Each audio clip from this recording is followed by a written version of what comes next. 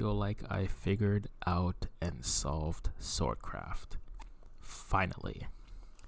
If you guys don't know, I'm Free to Play Aka, back again with another video. Sorry it's been a while. I've been busy. Outside that, I feel like I finally figured out Swordcraft and how to get wins. Finally. Thank God. So without further ado, this video will definitely be a deck guide, just explaining the ratios, explaining my decisions for making it, and what I included, what I did, and what I included, what I didn't. So without further ado, here's the QR code, and let's begin.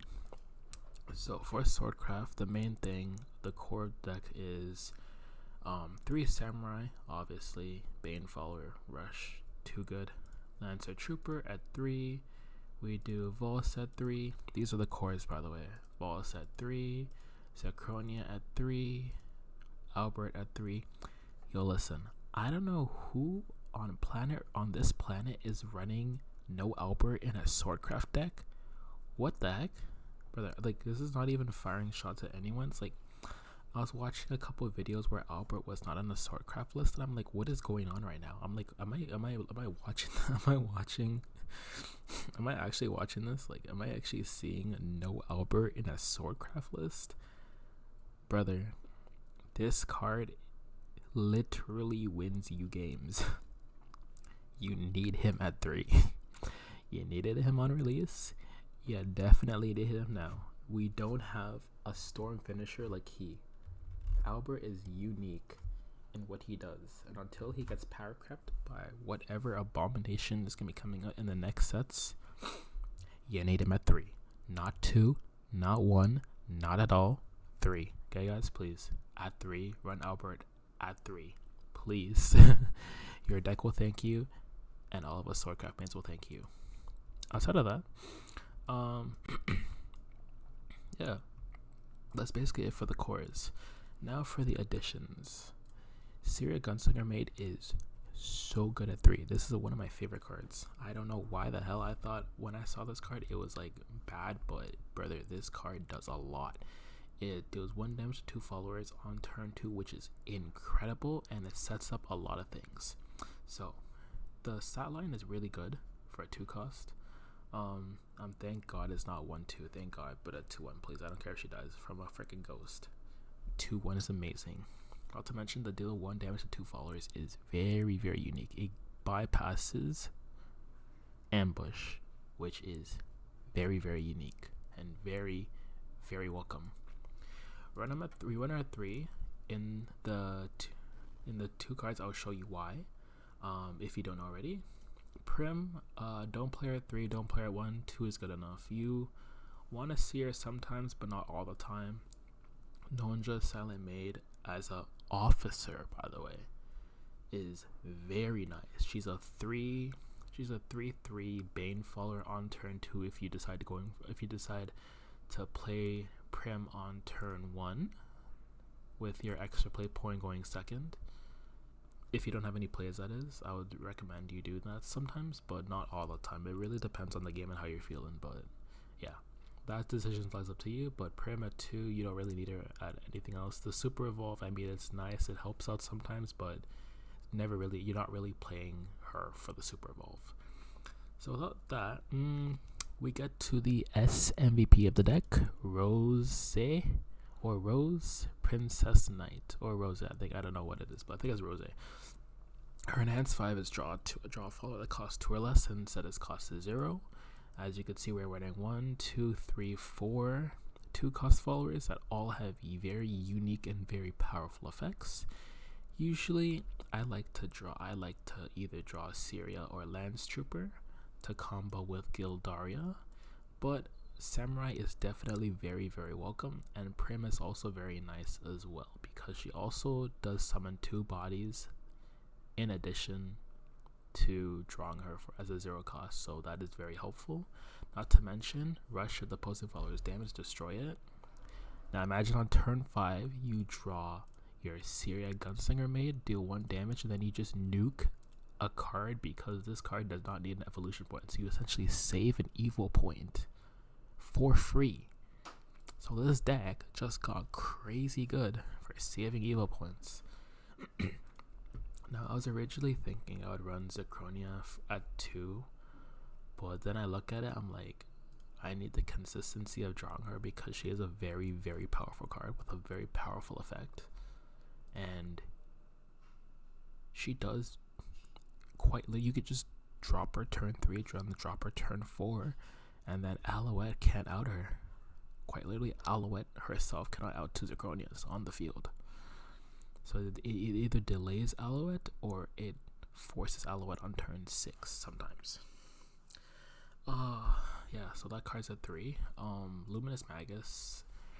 I tested her at 1 and 3. 1 was too underwhelming. I never drew her when I needed her.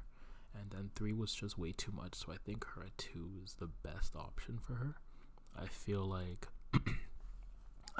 her at 2 really does help a lot in terms of consistency, as well as she's a 4 body rally herself. You could do her on turn 4 into I would probably say you can bait out.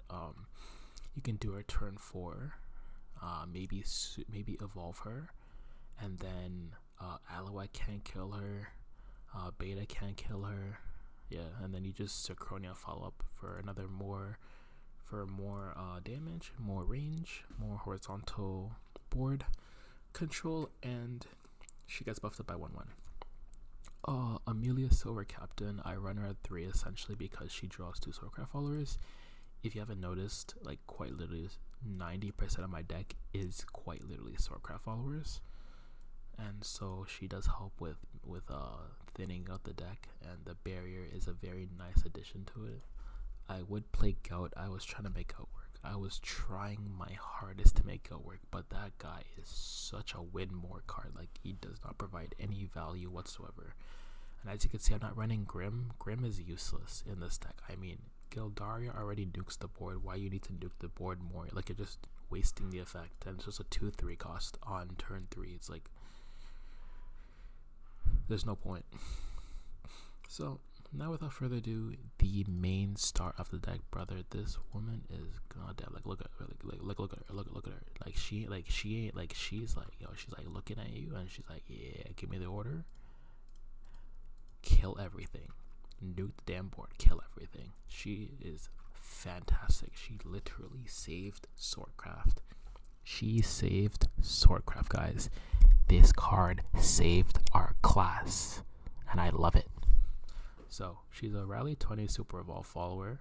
When another follower enters the field, deal 1 damage to all enemies. So basically a nuke of 1 damage, which does help a lot, by the way. And on Evo, she will nuke the board twice by summoning 2 Steelclad Knights, which are 2/2 in addition to the 2 AoE damage. Not to mention, comboed up with Rose, you can get 3 or 4 AoE damage depending. And if you're lucky enough to get this, it really clears a lot. So you're on her 3. My suggestion of playing her is hold her as long as possible. You don't always have to force out her early. I would say force her out on a Zirconia turn if you're going first and the enemy is Zirconia to you, then you can pull her out and then they'll pull out their own Gildaria, which case then you're kind of screwed unless you have yeah, you're kind of screwed unless you have some counterplay to it, maybe like Valse, maybe Rose into Samurai, maybe Rose into Syria, evolve Rose, kill Gildaria, stuff like that.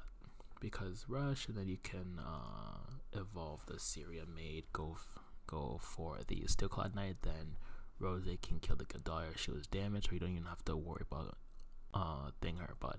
evolving her. But we run her at 3. She is at 3. Do not run her any less, or you're just hurting the consistency of your deck, and you're just killing your chances of winning.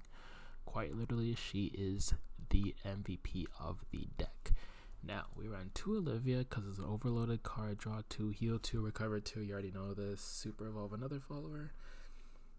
It definitely baits out evolution points, or it baits out removal, which is very, very nice. Sorry for the ring in the background. It's also very, very nice to have.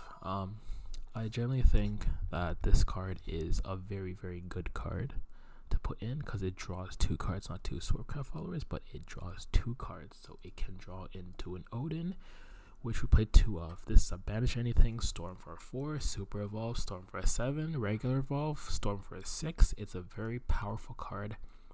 I won games with this card alone, and it is beautiful. It is a lovely card. Run them at 2. 3 is too much. You want consistency to draw your other 2 cost followers for the early game, because you want to mitigate into the late game. 1 is not good enough for the way powerful decks are. 1 is not good enough.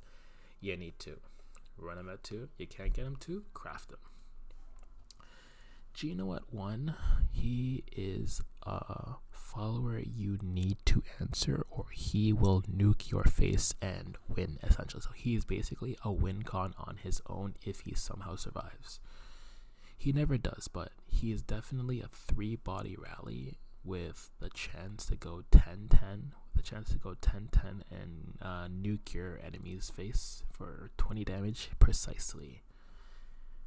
So yeah, this card, I keep him at 1 because in the format nowadays, it's just, he doesn't really do a lot, but when you have him and you summon him, he does a tremendous amount. So 1 is good enough for me because we run Amelia at 3.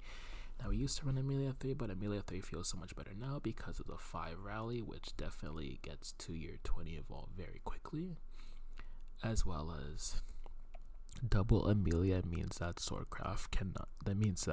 Portalcraft is easy farming now. Swordcraft used to be our nightmare matchup. Now it's not. I just farm Portalcraft easily with this deck. So you had problems with Portalcraft, play this deck. I promise you, no more problems. That deck is quite literally easy. I hope Portalcraft followers come verse me because that's free elo for me. Sorry, not sorry. But yeah, we run her at 3. I don't know what else to say about this card. You just run her at 3. I mean, 2 is fine, but 3 just feels better to me, to be honest with you. And then last but not least, Eurus Levin Authority. This has quite literally won me a single game from its ping damage. Crazy enough. Outside of that, it board locks your opponent for 2. It basically says your followers cannot attack at all until the end of your turn, and it allows me to restore 1 to my leader and deal 1 to you every time you summon something, or every time something enters the field. That could also include the Onion Patch. Yeah, you want to board lock you with Onion Patch? You have 3 spaces plus the Witch Cauldron. Now you only have one space to do anything. You can't Kuan, you can William, but you better hope that William has some spell boost, because you can't be clearing that with a 2x William now, can you? But anyway, a lot of people really downplay this card for, oh my god, it's so bad. Ew. No, it's fucking not. Shut up. It's a great card. You run him at 1, 2 is too much, 3 is just no, don't ever run him at 3. But 1 in this kind of a deck list feels very, very nice. He's not a win more, he's a stall 1 turn, or